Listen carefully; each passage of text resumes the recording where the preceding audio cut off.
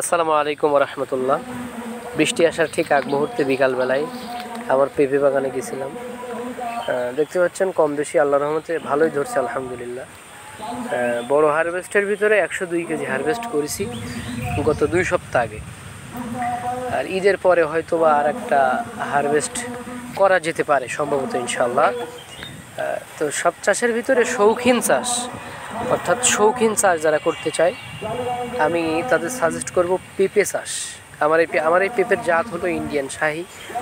এক একটার ওজন হয় 3 কেজি প্লাস, মানে 2টা গাছ আমার ওই জাত পাইছি, 2টা original, 3 KG plus 4 KG up এরকম পেঁপের এক একটা পেঁপের ওজন হয়।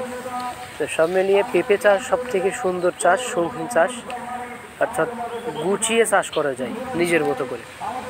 বৃষ্টির এই আবহাওয়ায় বর্তমান সময় বিভিন্ন জেলায় বন্যা কবলিত এলাকায় আচ্ছন্ন হয়ে আছে।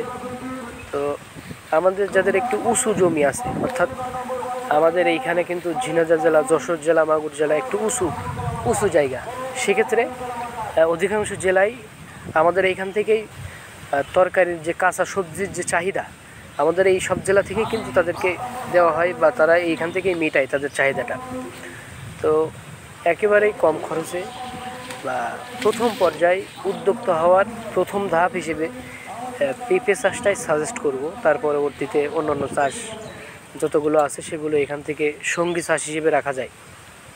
তো চাকরির পিছনে না ছুটে অবশ্যই উদ্যোক্তা হওয়ার স্বপ্ন দেখে সেই স্বপ্নকে লালন করা আমাদের কাজ হবে, সেই পথে চলতে হবে।